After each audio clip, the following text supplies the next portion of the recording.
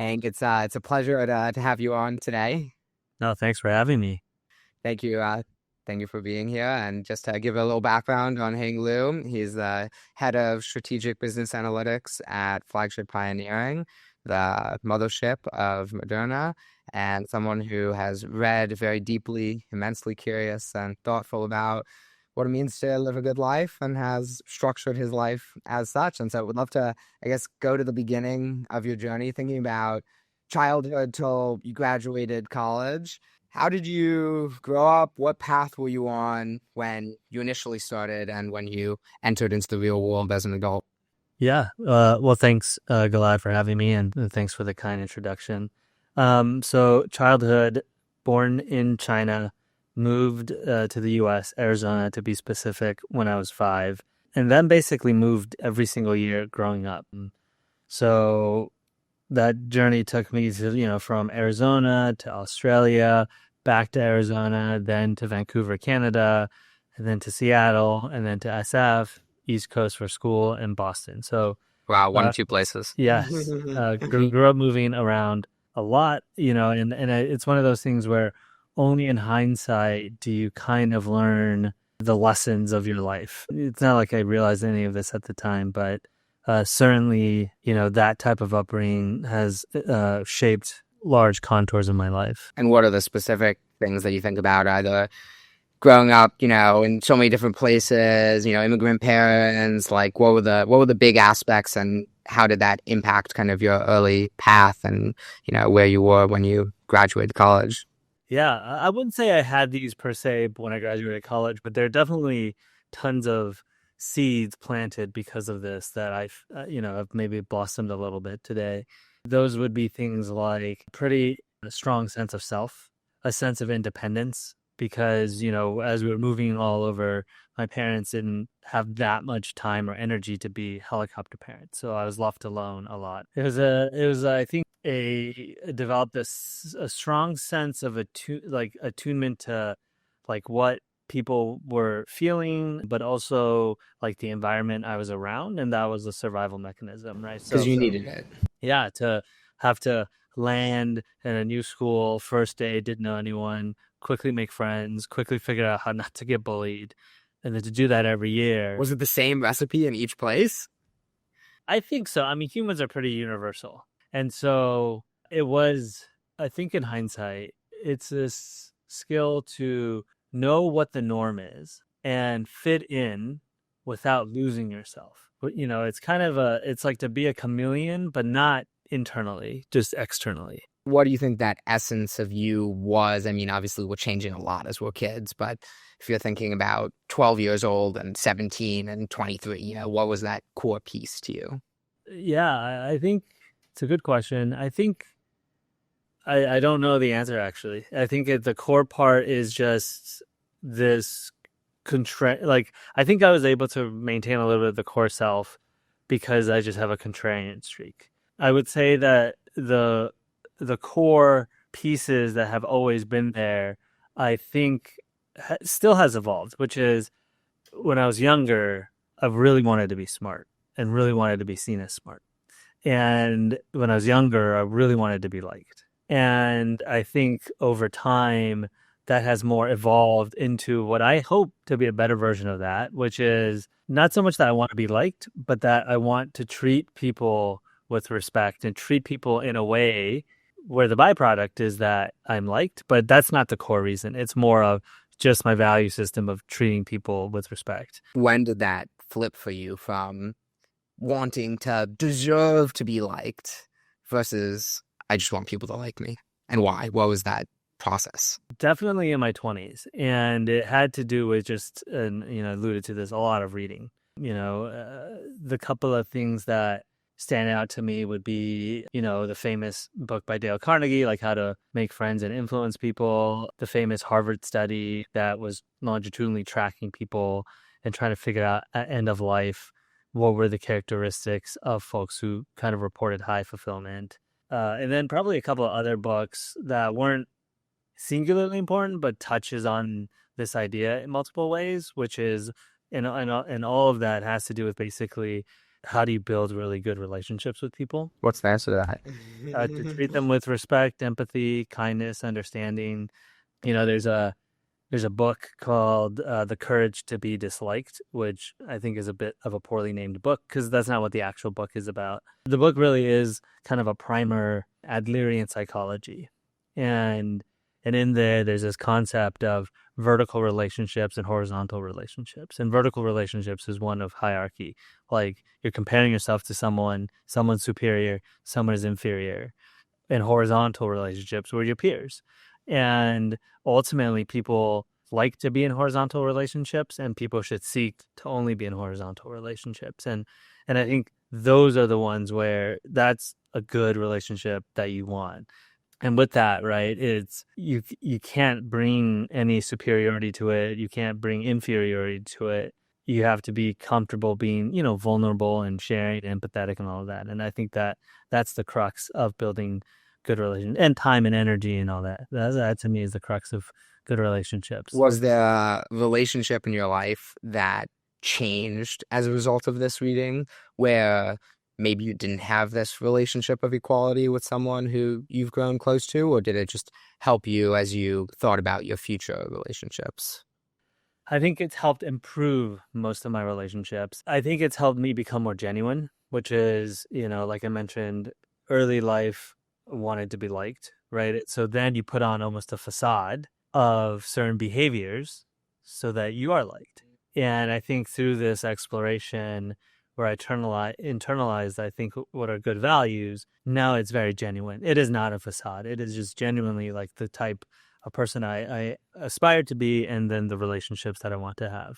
Were you always a big reader, or this is something that started after you reached adulthood? Definitely in my 20s. 20s. So you start reading, and you're reading with a purpose, right? You want to discover answers to a good life. Do you have a process by which you engage these books? Is it doing it ever in a book club format, or you're taking notes, or like how do you try to extract the most wisdom from your reading? So I subscribe to the belief that you don't have to finish the books you read, and you should follow your heart. So that's what I did. I've only read books where when I looked at the book and the title and I thought about reading it, I felt a little bit of excitement as opposed to this being a chore. And, in high school and college, everything felt like a chore. And that's why, while I read books, I didn't consider myself a reader. But over the last 10 years, it's been purely like interest driven. Like, Judge the book by the cover. yes. Yeah. Like, literally, if I read the first chapter and I never felt like picking the book back up again, I just wouldn't. And it generally, this would kind of coalesce where, especially in my 20s, it was just periods of deep dives on certain topics. So especially in my 20s, there's a period where I read a lot about cognitive psychology. I read a good amount on like leadership and management. And then in my late 20s, for like probably 2 years, did nothing but read and listen to podcasts and get educated on philosophy. Wow. Which one? I mean, those sound like different chapters in your life. The first one, I don't know if it's accurate, but focusing on the self, relations to others. The second one, how to be good at work, what you're doing. And the third, like, what is a good life? If you were to extract from each of those kind of a key takeaway from a particular book, from a series of books, how did it change your behavior? And what were those major concepts that you focused on that you really, hold with you? With cognitive psychology, the key lesson is no one is rational in the way that rationality is defined. Humans are emotional creatures. I am driven by emotions. It may not seem like, I think most people describe me as very calm and logical, but that is a fallacy and an illusion. Like, I am driven by emotions. I believe you are driven by emotions. Everyone is driven by emotions. And I think if you accept that, your ability to, I believe, live a good life dramatically increases because you have a much better understanding of humans. And again, going back to Adlerian psychology, there's a concept that I think is true, which is all problems are interpersonal. So every problem in your life is a result of an interpersonal dynamic. And the way that one, I think, has a better life is the ability to navigate the problems in their life. So, okay, if we work this premise out, a good life is one in which you can navigate the problems in your life, and all problems are interpersonal. Then the ability to navigate interpersonal problems is going to be critical. And so you need to understand people. And the minute you understand that everyone is an emotional creature, and the way that you're going to influence them, work with them, get along with them has to be one of emotions, right? Absolutely. That makes a lot of sense. And the height of tension, do you have that little voice in your head that says, we're just emotional beings? What we're fighting over now, it's not what it actually seems. Like, do you have a voice that you've either trained or came naturally that tells you, take a step back? Yes, yes. Trained. How trained? How do you do that? You just remember, don't listen to the words, listen to the feeling. And that's where, again, I cannot emphasize enough. Humans are emotional creatures. It's not about what is said. It's about the feelings. There's a very famous quote, which is, can't remember who said it, but right, it's like, no one will remember what you said. No one will remember what you did. They will only remember how you made them feel. That says it all. Right, right. Okay, so we move to the next stage. We're now somewhat professionally more focused. We're reading a lot about leadership management. What do we take away? How do we implement it? How does it impact your life? I would say the management books I read are all pretty mediocre. They're just because it's a derivation of other fundamental truths. And I think you're always better off understanding something fundamental. So, and for that reason, I've been much more impacted by like the books on cognitive psychology and philosophy. And good management, good leadership is just derivations So we can skip from it. that. And so it's useful. It's one of those things where when I first read a lot of these books, it wasn't that useful because most of the time people are just trying to sell books, and so they grossly oversimplify it. And so if you try to apply any of the techniques in most of these books, it won't work. Why do you keep reading them then? Like what? Like you're looking for some essential truth. It's like But they're very readable, so that's part of it. But where it is useful is in the fullness of time for me after I read philosophy, paired with my understanding of cognitive psychology. It provides real world examples that you can recontextualize in your own worldview. That's where it came in to help. Just like because their conclusions might be different than yours, right. but the examples they give is still useful, right? And so you don't read. This is my belief. You don't read history to draw any lessons from history. You just read history so you have enough data points so you can pattern match. Right. One of the things I was reading recently was about Grant and how he was very sensitive to criticism.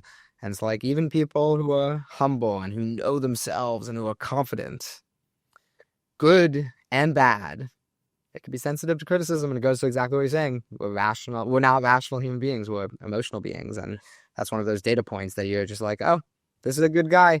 And he was still sensitive. Doesn't matter. Yes, 100%.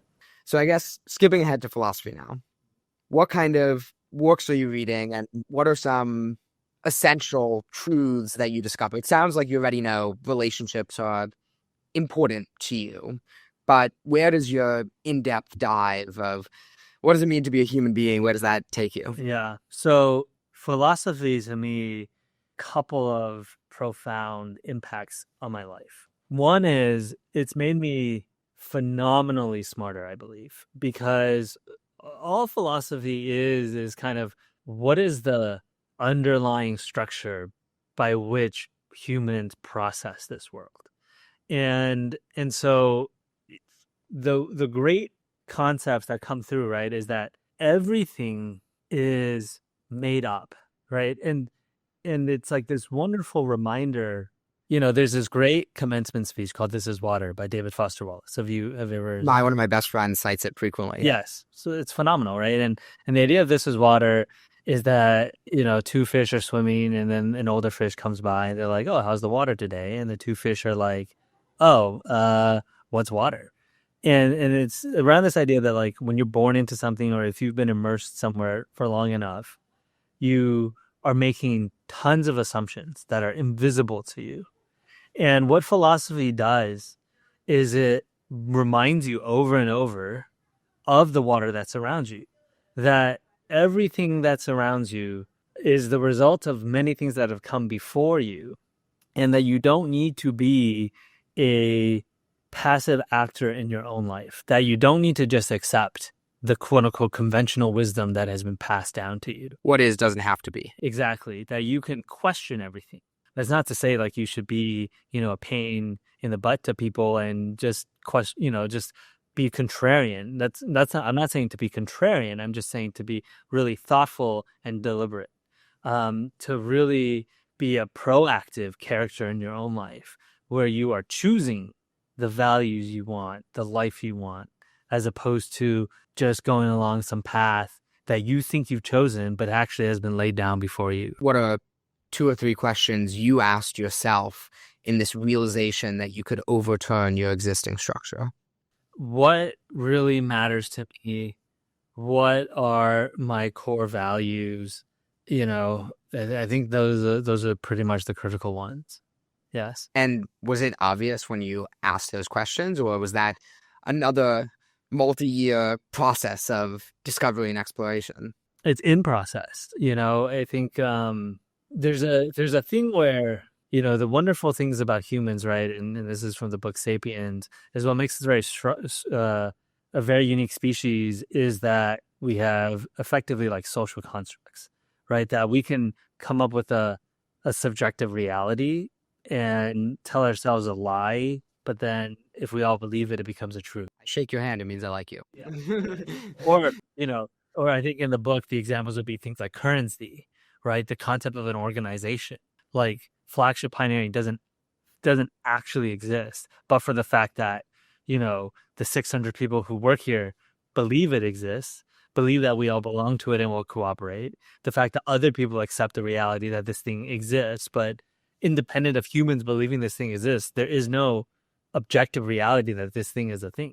And so that's kind of like how I think about it. It's like the process is I'm telling myself, this is who I am. But words are cheap, action is hard. And to really live by high values, it takes time. And so that's what I'm saying. It's in process because, I'm always working towards becoming the person I aspire to be. Have you ever restricted yourself from something that would have been good for you because of how you self-define, saying, this is who I am and this is not who I am? Has that ever been constrictive, or it's only been building for you? Can you give me an example of what constriction would look like? Someone who says, for example, I am a shy person. They might constrict themselves and not go up and introduce themselves because that's how they self-define, even if they really want to in the moment. So it depends which values you've, encapsulated who you are. But has it ever caused you to say, oh, that's not me, therefore I'm not going to do X? Yeah. Okay, I see. Yeah, probably. Like for one, I believe in this idea of concentration, focus, because anything good requires time and energy, and you have very finite amount of that. So very much like a core part of me is like, the whole thing of like no new friends. Like I have a set of relationships that bring me enough fulfillment in life, and incremental friends would dilute the existing relationships I have.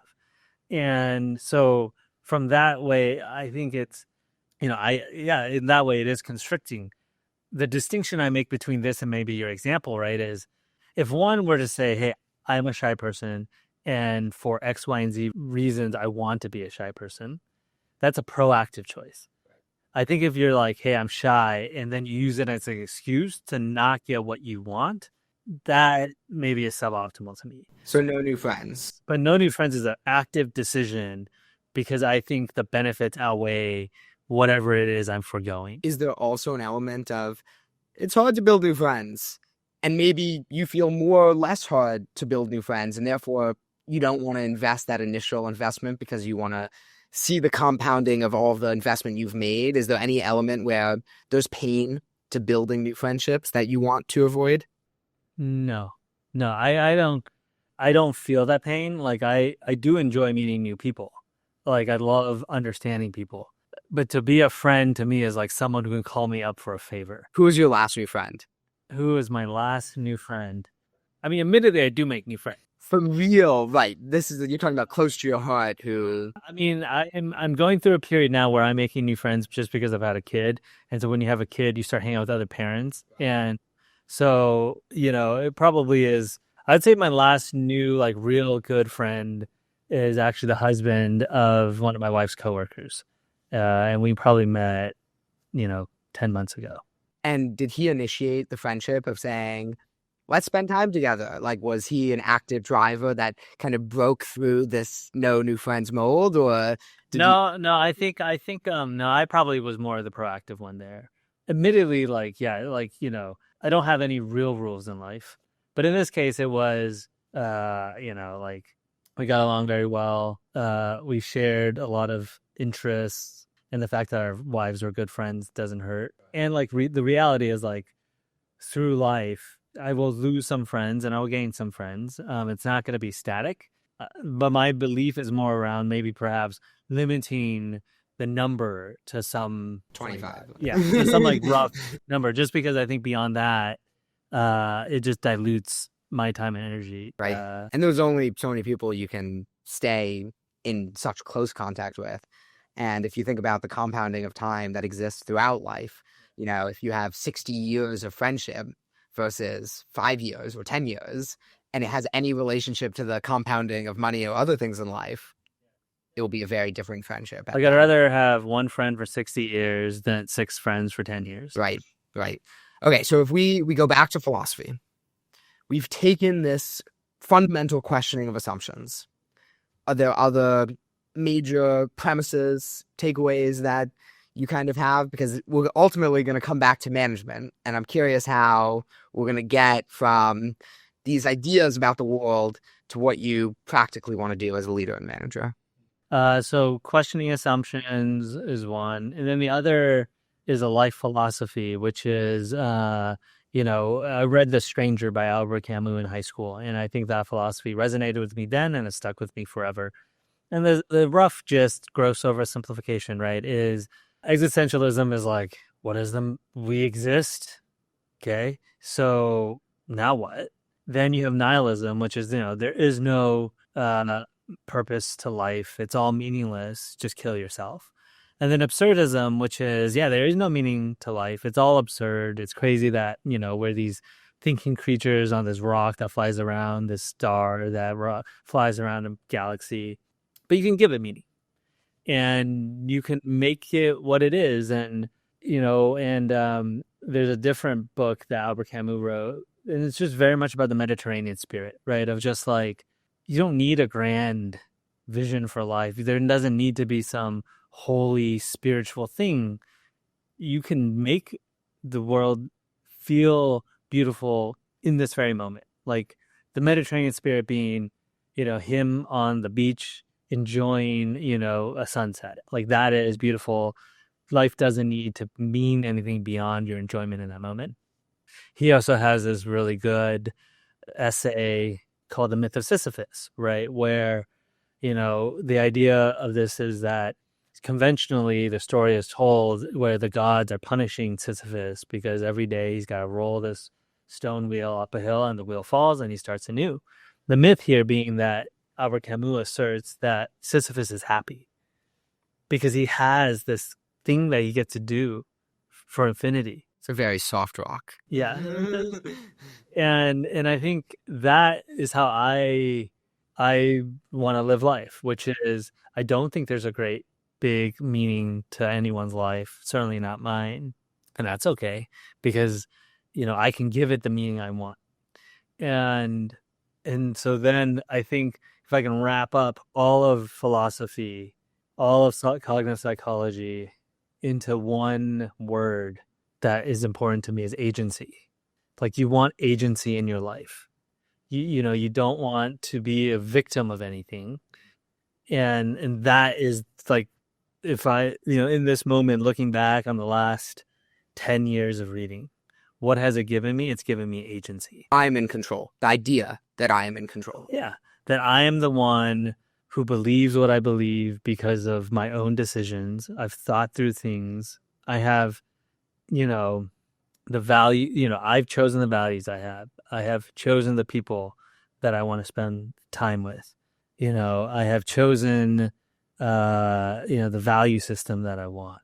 I am generally choosing what I'm feeling and thinking. I shouldn't be frustrated, as an example. Like, do you have that kind of thought of like, it's not worth it. I shouldn't be frustrated. Yes, I'm having this emotional reaction, but I don't have to have that. Is that? Yeah. Yeah. And it's one of those things where, again, like you tell yourself a lie long enough, it becomes the truth. And so, yeah, in my early 30s, I would have that thought of don't be frustrated. But now I don't even think I get frustrated, right? You kind of skip the whole part where you're talking to yourself in your head because it's like all things with enough practice, it just becomes muscle memory. What were your 2 or 3 big lies of habituation to change your mindset? I think it's just like what you said. It's like, it's not worth it.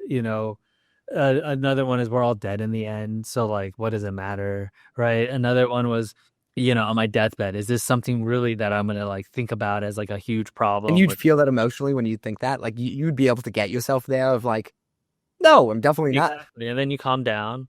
And then now it's like, you kind of even don't do that. You just don't really get frustrated. Right. Like, because the other thing I also do is I try to hold myself to a higher bar than other people. And, but it's not out of superiority, I hope. I think it's more out of generosity. So, in that, I have gone on this journey, but I don't think most people have, nor should they, or whatever, if they don't choose to.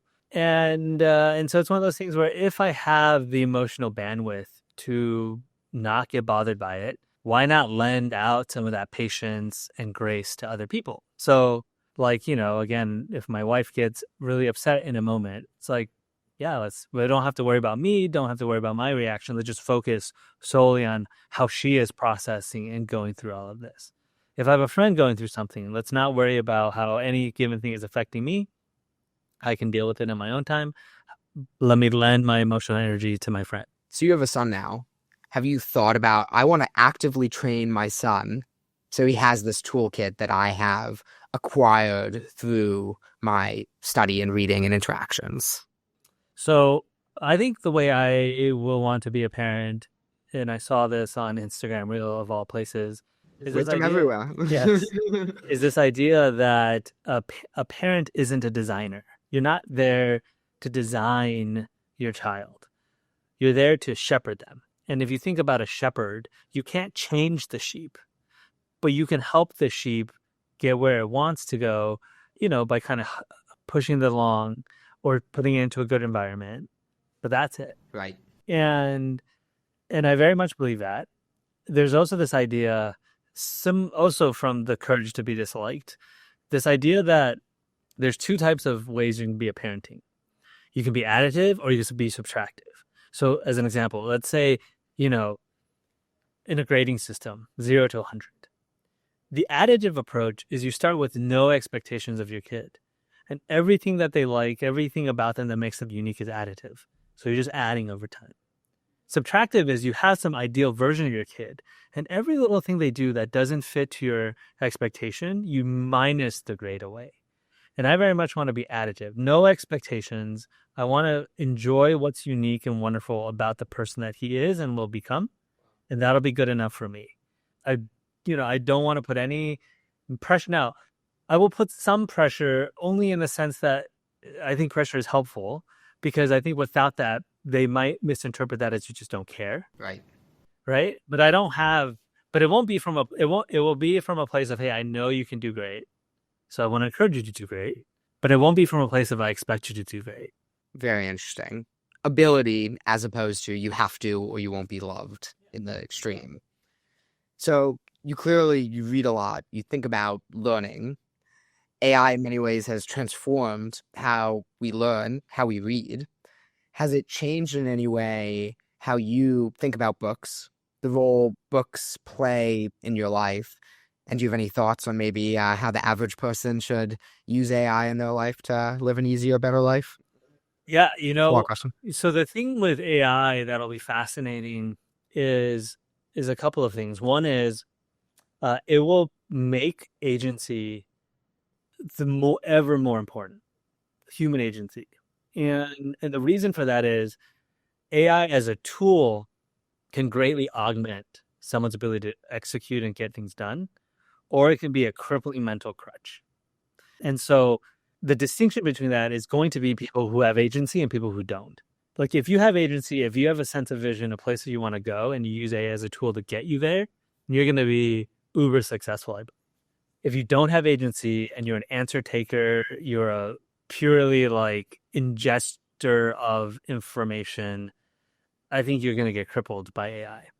There's already studies coming out of, people who use AI will show a degradation of their analytical skills, of their reading skills. And it makes sense. It's like, these are all skills. If you don't use them, it will decay. And so the analogy I have is like, the calculator is magnificent. It lets people do math really quick. But if you just use the calculator, you're going to actually be pretty bad at math. And you're going to use the calculator as a crutch. That's why, like, when you go into school, you don't just get handed the calculator from day one. Like, you got to learn how to add on your own. And I've seen this in my own life where, in my 20s, I purposefully try to get good at mental math. And there are downstream benefits of that where you actually are a quicker thinker if you can do mental math. Versus, like, if you can't, you really are weaker for it. And so AI is going to make it so information answers are going to become easier than ever. But that, to me, just makes the importance of actually reading 10 times, 1,000 times more important. Because if you don't actually know how to read and analyze, how will you ever know how to analyze what ChatGPT is actually giving you? You will just end up being, a mindless receiver of who knows what. And this goes into, like, it's not easy to see the water around you. Like, it takes so much work and energy. But if you don't, then you just become a mindless little fish swimming around a tank.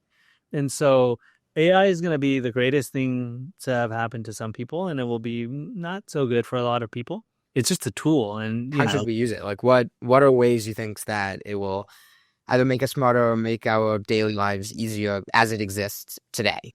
I mean, I think certainly the incredible access to information in a digestible way.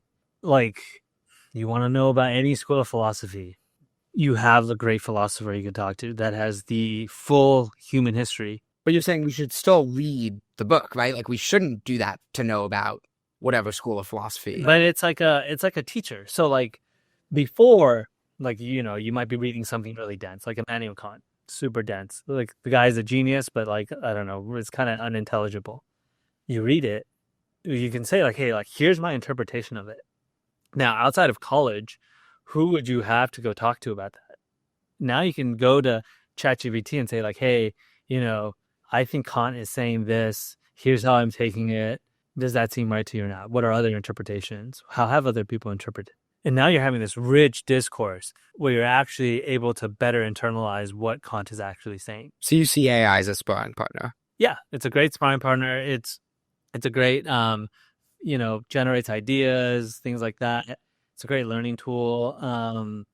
It's a great accelerator of productivity. Like, even PowerPoint, like, it now can generate these great images, right? So you go to PowerPoint, like, hey, I'm trying to generate this image. Can you do it for me? You can iterate on it. I think hopefully in the fullness of time, it can just execute a lot of tasks for you quickly that are mundane.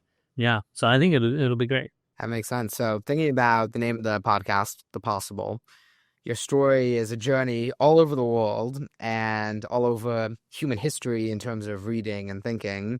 From your own life experience, what do you think most embodies the idea that something is possible if you work towards it and you pursue it? I mean, agency. I think we all have agency. I think, one other thing related to this, right, is that you should set goals that you can never actually achieve, right? So that you're always in perpetuity because you don't want the thing that happens to athletes where, like, their whole thing is, like, winning the championship, and then they win the championship and they're depressed the next day because they're like, my only reason for existing is now gone. And so you want to set these goals that you can never quite get there, but can help you along the way. And so I remember in my 20s, which was, I was kind of a lost soul. And, I'd seen friends who, at least from a outside perspective, their careers are farther ahead, they're making more money or things like that. And almost as a reaction to that, I said, well, what goal can I set that will make my self-worth feel better? And I basically said, well, I'm just going to aim to be a little bit better today than I was yesterday. Every And single day. every single day, just a little bit better, right? Because even if you're like 0.001% better, 0.001%, 1.001 compounded at 365 days, over 60 years. I mean, that is, I don't know what How the would you market. do that though? Like that's one thing to have an idea, but would you keep yourself in check in some way, or was it mostly just a driving idea? Like how did it come into to practice? I think the easiest thing is like, did you read for at least like 30 minutes a day, right? Like, or some 10 minutes, 5 minutes. Like, did you read something? Was there a moment that was challenging that you responded to a little bit better? I mean, I think this is where you can give yourself some grace. Uh, where like if you just have a low bar every day in terms of like what you would define as becoming a little bit better, in aggregate, if you move that bar up a little bit every day, again, this is the compounding thing. Like you will have ended up clearing a much higher bar in a year. And if your answer was no, I didn't do anything to make myself better today, was that ever the answer? No, just because I think the bar is so low. Like I don't know. I just feel like in this age where there's so much knowledge and wisdom at your fingertips, like I think over the last 10 years, I don't think a day has gone by where I didn't read for at least 30 minutes. That's impressive. And so for me, like I don't think there's ever a day where I didn't become a little bit more knowledgeable. And every day you deal with someone. So every day there's an opportunity for you to, you know, improve on your interpersonal skills. For sure. And so I think every single day I could argue that yeah, I got a little bit wiser today. That's amazing. Well, Heng, since we are in the room together, we're gonna say hi together. May we always be better every single day. Yes. All right. Thanks, Gilad.